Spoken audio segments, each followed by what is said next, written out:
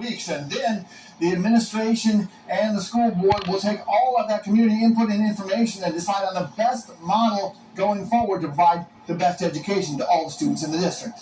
In Miamisburg, Mike Campbell, News Center 7.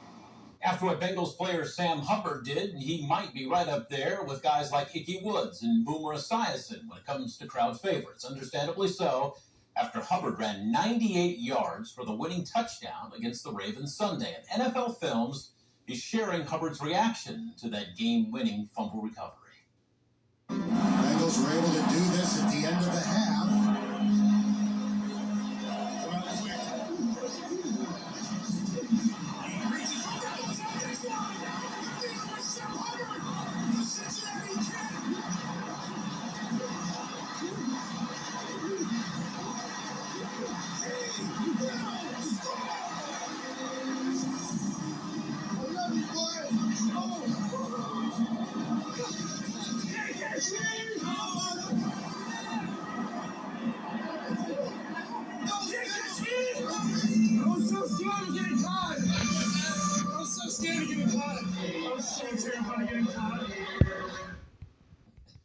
Gotta love that right there. And with so many Bengals fans, we're doing everything we can to show off Who Dey Nation. Barbara Allman sent us this. She's 82 years old and has been a Bengals fan since 1968. Looking good, young lady. And we'd love to see your support for the team and show your pictures off here on television and online. And you can use our WHM News app to send us pictures. Click on Upload Pictures on the bottom right side of the app. And here on Channel 7 Sunday, you can watch the Bengals-Buffalo Bills playoff game. Kickoff is 3 o'clock. And, of course, we will have our own Brandon Lewis in Buffalo, covering everything Bengals before, during, and after the game. And now, your Storm Center 7 forecast with meteorologist Robert Gauthreaux III. And I was asking Robert in the commercial break, we're going to talk about rain. He says, yeah, Gauthreaux III radar has seen a whole lot of it. Some areas heavier than others. It's been seen a whole lot of it for quite a while. It kind of moved in earlier this evening, and then the whole map has been pretty much green for the last several hours. It's going to continue, for a little bit while longer.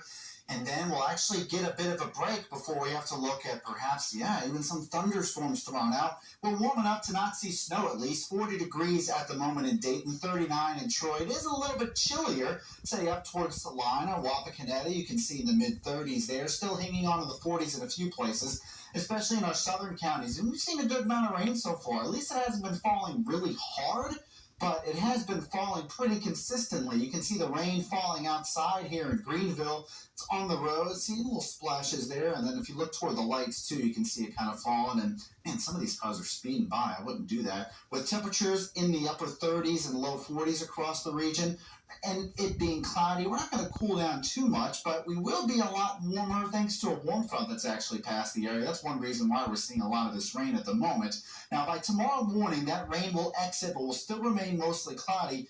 And then we'll actually see a little bit of clearing, a little bit of sunshine, temperatures in the 50s. That's pretty warm. The thing is, you don't want to see a lot of sunshine tomorrow, not with what we're seeing develop in the atmosphere, because the chance for some storms is possible as we move closer towards, say, 4 o'clock or so, with temperatures getting in the upper 50s. Now, that's still pretty cool, but let's take a look at what that could do. As we move into the next several hours, you see the rain continuing, but the spigot does shut off as we get closer towards sunrise or a little bit after. You can see a lot of the rain moving out. And then you'll actually see some clearing, some sunshine. Now, the more heat we see, well, the more heat we feel, I guess. You can't see heat necessarily, but the more of that we get, the more sunshine we get, the more instability we get as far as rain and perhaps even a few thunderstorms are concerned. So take a look as we move into the afternoon. You see this line of yellow and orange and red here? This is likely going to be a line of some showers, perhaps a couple thunderstorms in there. And the way that the atmosphere is set up, you can't rule out a storm bringing the chance for some gusty winds, perhaps about 50 miles per hour or so. So it'll be very isolated, but we could see an isolated strong storm in there as these pass by tomorrow, and then they're out of here. So that being said, there is a slight risk for severe weather. That's going to be a 2 out of 5. The lower end, anywhere in this yellow, really even the green, we could see a stray strong storm, mainly looking at a wind threat, but with this you also can't rule out a stray tornado possible. Not guaranteed, but that is possible moving into tomorrow. So this is something we'll have to keep our eye on. Again, this is the lower end of the spectrum. The main risk is going to be likely gusty winds, though. Your weekend in view, you're looking at temperatures in the 30s and perhaps even a little bit of snow moving into next week. In fact, as the system passes through tomorrow, might even see a few stray flurries with the cold air rushing in. So the chance for a few flurries is possible, I'd say, early Friday morning and into the afternoon, but then we could be looking at some snow again next weekend. All right, Robert, thank you. We might start to see a little bit of relief at some grocery stores when it comes to prices, but is it really enough to make a difference?